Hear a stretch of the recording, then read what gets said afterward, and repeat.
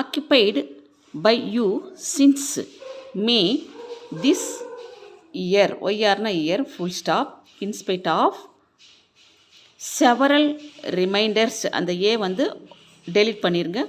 both in person and also by post, you have not cared to pay the rent, full stop. next பேரா 5 space இட்டுக்கோங்க.